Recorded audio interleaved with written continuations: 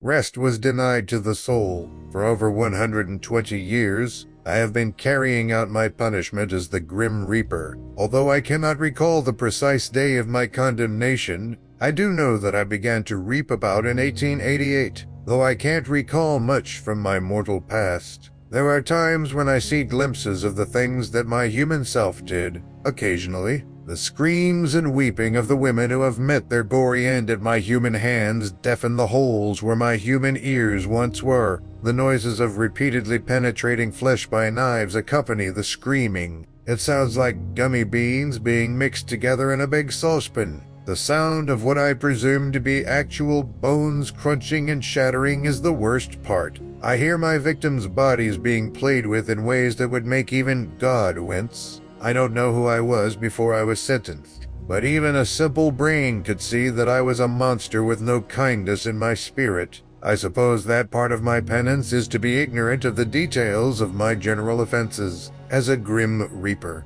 it is my responsibility to transport the departed souls to the hereafter. I do not transfer souls to heaven, hell, or any other place designated by religion as a place of eternal rest. All I do is lead the souls across space to an opening that their beliefs from their human bodies allow them to perceive. I have brought souls to ascending gold stairways perched on fluffy white clouds. I have carried souls to enormous, magnificent arches crafted from the finest stone. To put it simply, soul recycling. I sometimes receive special orders to transfer the souls of the recently departed to unborn embryos within pregnant people. Usually, when I deliver souls, they end up in a vast emptiness where darkness engulfs them like a whale. I am not permitted to see the fate of souls after they pass into the afterlife.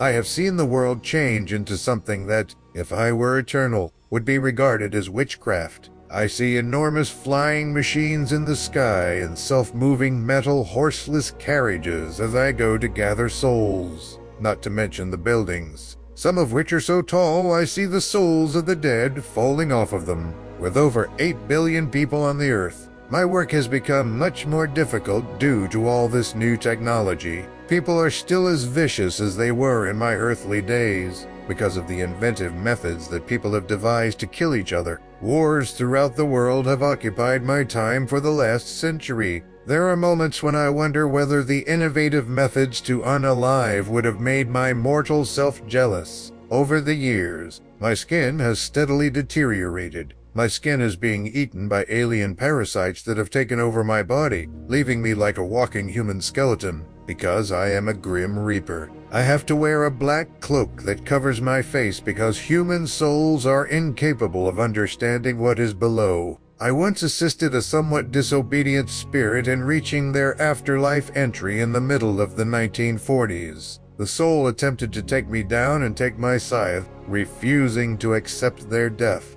The rebellious spirit ascended me as a newborn monkey ascends its mother, while I stood still like a statue with my skeleton fingers firmly gripping my scythe.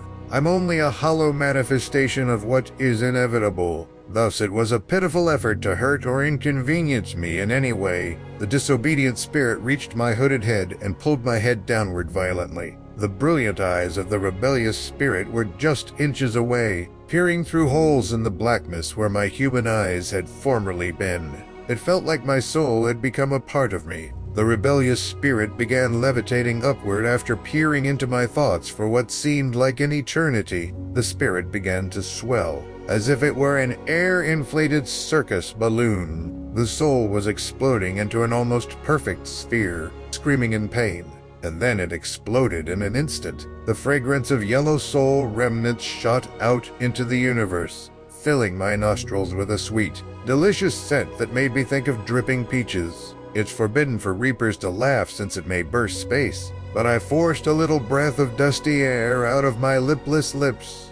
In an effort to regain some humanity, I have to finish my statement before I can go to sleep or relax. All that is condemned upon me are my ideas. Even while I am aware that there have been reapers before me, I can't help but wonder why I was given this destiny. There had to be someone in my life who was even more evil than I was. How come my soul could not be delivered to my door? Why aren't the souls I have directed playing the role of the Grim Reaper and killing millions of people? Nothing is more all I desire than to just relax. I'm not even sure whether this body of mine, which I curse, has a soul. I would give everything to have my soul given its ultimate rest, whether it's in heaven, hell, or the nothingness. Be warned.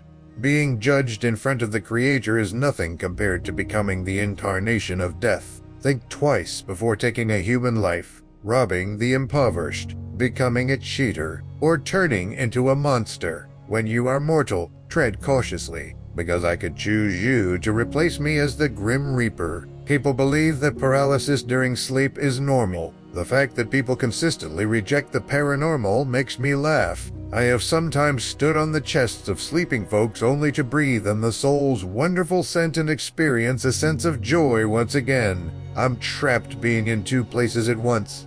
Nowhere and everywhere. I am nothing, yet I am everything. I am both your best nightmare and your ticket to heaven. Don't run from me because you are going to face a destiny that is beyond comprehension for the human intellect. I wait in the shadows, ready to rend the soul from its occupied body, wherever there's a corpse. Do not be alarmed if you see a figure dart out of the corner of your eye. It is only me preparing to take your soul from your body. Know this, even if I have no idea when my Reaper sentence will end. One day, I'll meet you,